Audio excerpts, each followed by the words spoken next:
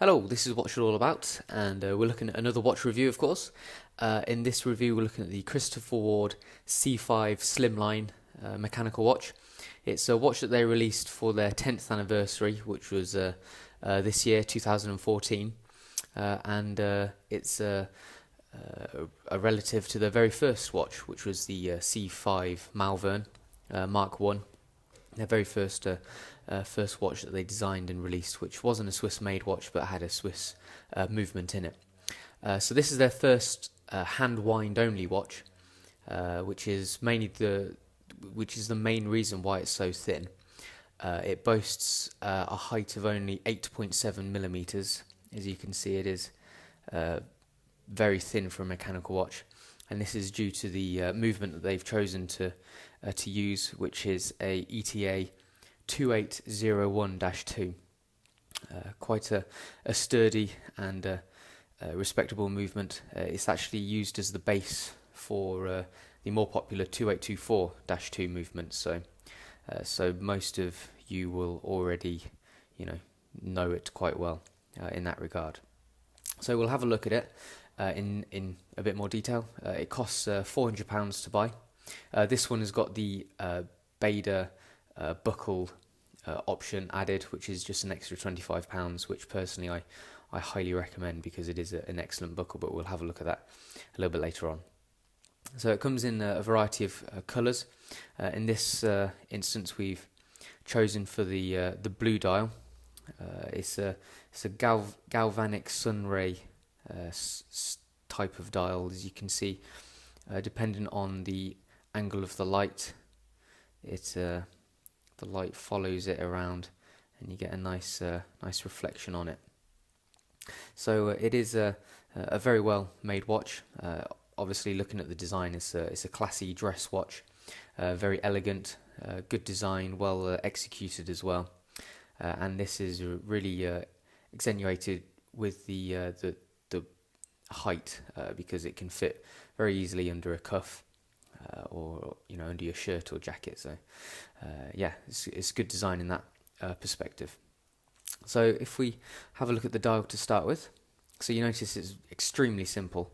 The logo at the top, Slimline in the bottom half, and then Swiss made, very small at the bottom there. Has the blue galvanic dial. We can see it better when I get the macro lens on, but you'll notice that it's got the steel, almost brush strokes going outwards from the center. So that's quite a nice little bit of texture. All the hour markers are these polished battens, which are very well made, applied perfectly as well. And we'll have a look at them closer with the macro lens, and we'll see how flawless they are. And then the hands are polished as well. The shape is like I don't know how exactly to say it, Dauphine, I believe it is.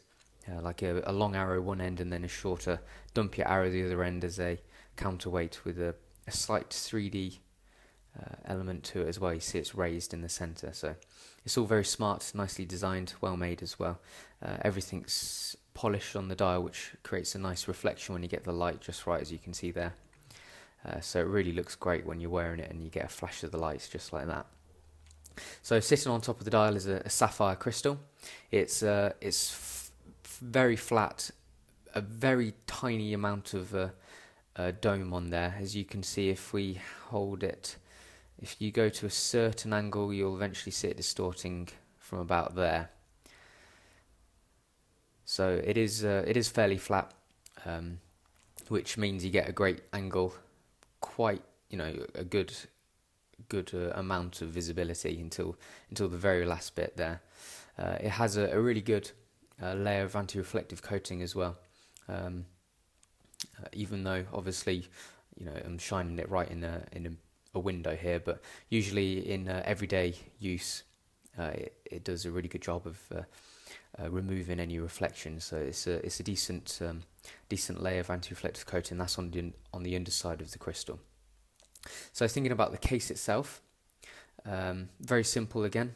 It's a 40mm in diameter, so it's a perfect size. If I put it on, I've got a 7.5-inch wrist for your reference. Just get that in focus. There we go. So it has a 40mm diameter and a 48mm lug to lug length. So it is a really good size.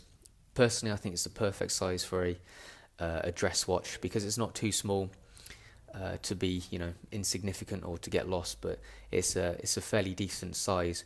Very comfortable to wear because of the size.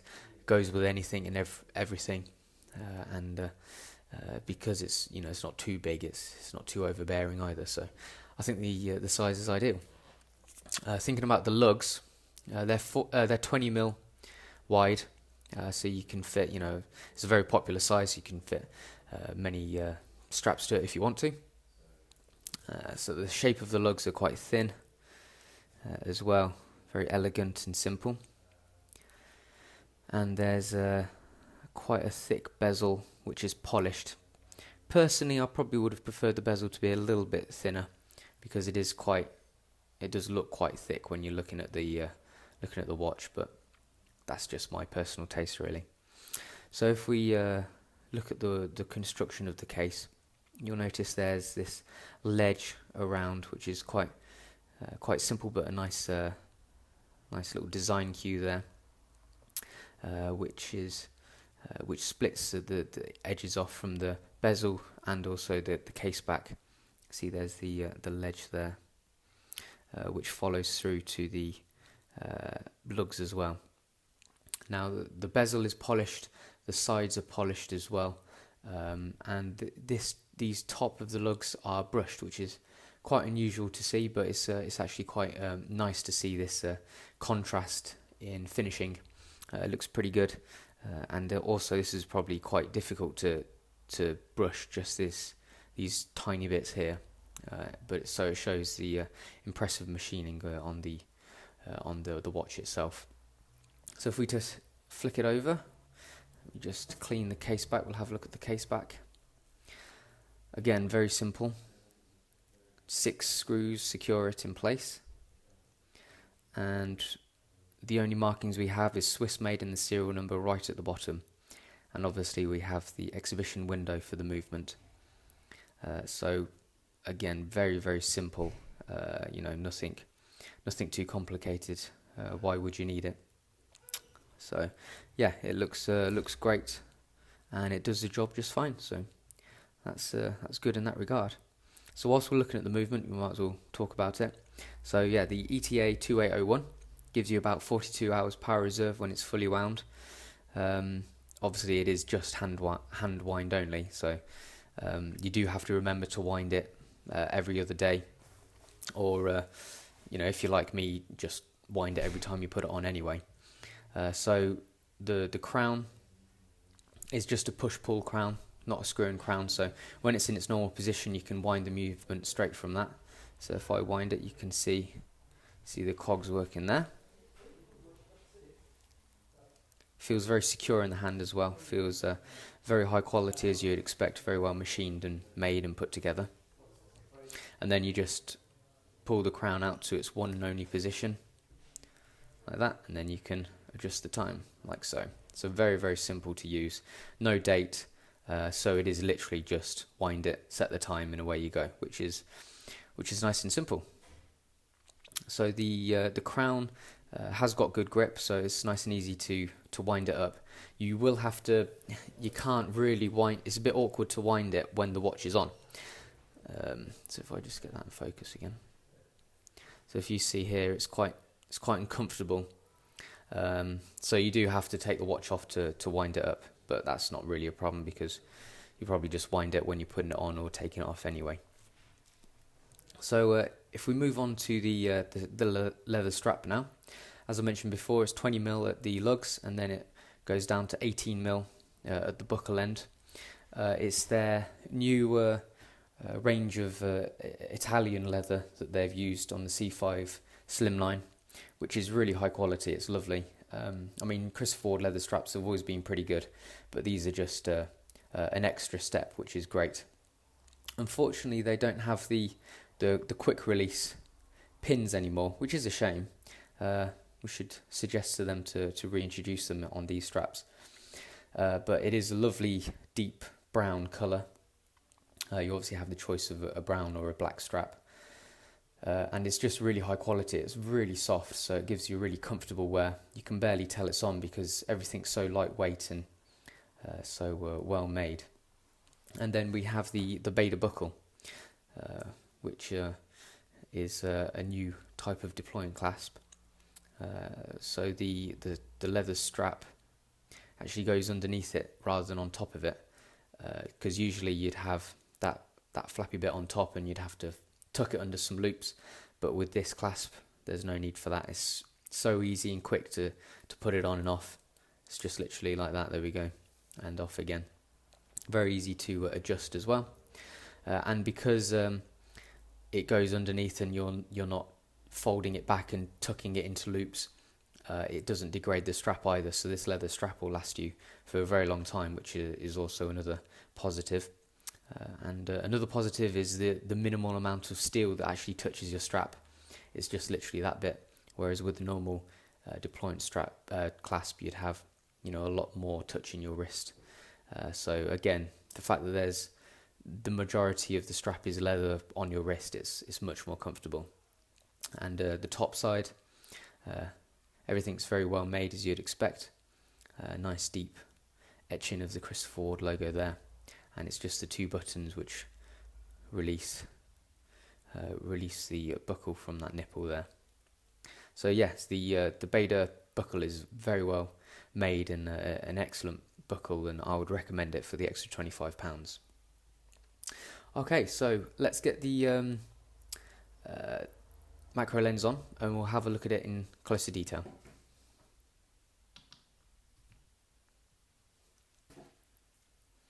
So let's have a look at the dial first. So looking at the printing is very fine and accurate. There we go. And then Swiss made right at the bottom. Even though it's so small, it is still very, very accurate, which is good to see. If we look at the hour markers, you can see they're all perfectly applied and spotlessly finished as well. You can see that reflecting in the light, and you can't see any flaws on it whatsoever.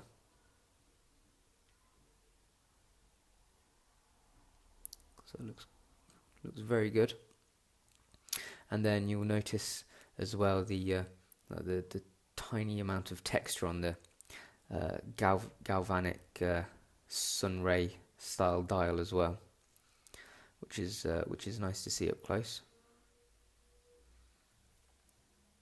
And then if we just look at the hands, again all polished and perfectly made as well. See the nice sweep. The movement runs at 28.8 thousand beats an hour, so that's 8 ticks a second, and it's a very smooth second sweep as well, as you'd expect from an ETA. So that's the minute hand, nice and long and thin and elegant. And that's the hour hand, a bit dumpier, reaching to the base of the hour markers.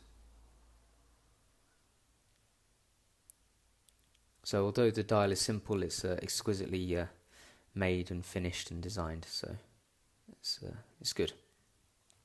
Okay, so let's move on to the case now.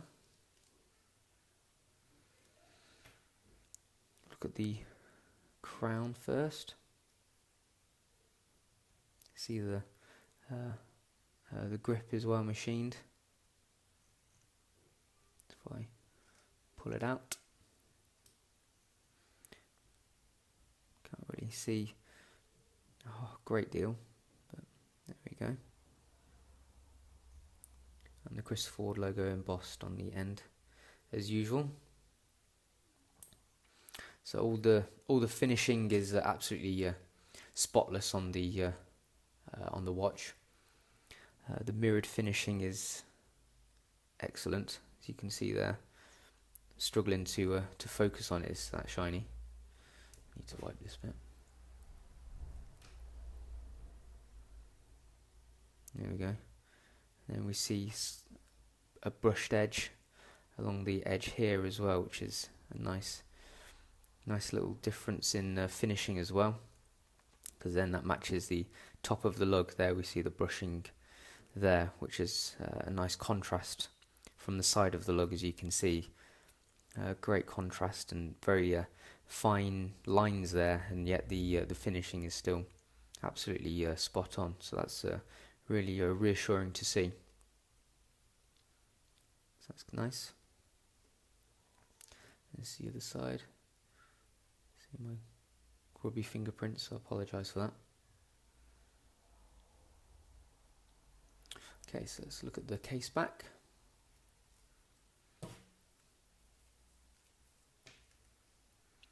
So this is one of the screws. There we go. Obviously the case back is all polished, and here's the Swiss made and the serial number at the bottom. Nice and deep engravings, which is good to see.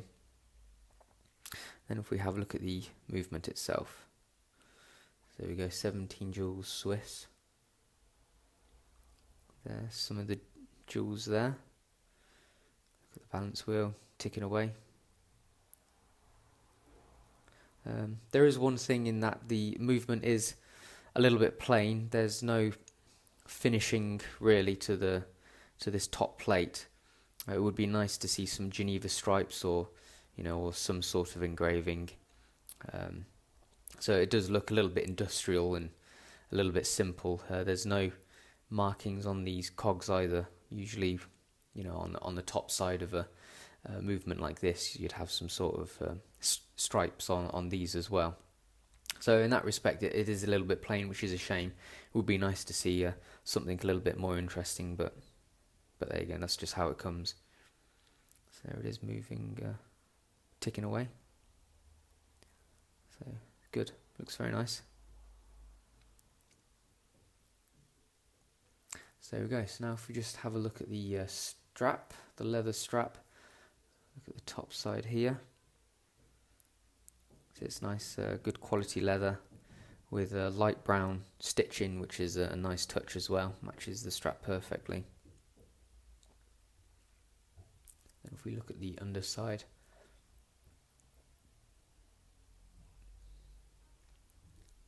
it's Christopher Ward stamped in the back, which is nice to see, and you can see just from this that it does look comfortable, and it is a very soft underside, so that's good. And then the Beta clasps, this is the nipple, and all of this is polished, which matches the watch itself. This is the main arm, and then there we go, that's where the nipple is locked in place. And here's the side, one of the buttons, and then this top center bit is brushed with the CW logo deeply etched. Okay, so there we go. So as I mentioned before, this watch marks Christopher Ward's 10-year anniversary, and it is an excellent watch to mark that milestone as well. The design is just right. The manufacturing of it is spot on. It's excellently made. So it's great to look, it's great to hold, and the price isn't too bad either. £400. For a Swiss-made watch of this caliber is quite acceptable nowadays, especially being that you get the Christopher Ward 5-year guarantee, which is exceptional. You can't really get that anywhere else from any other manufacturer. So would I recommend it? Absolutely. I've loved wearing it, and it looks really good with a suit, and it does ooze quality. It looks a lot more expensive than it actually is. So this was the Christopher Ward C5 Slimline, and that's what it's all about.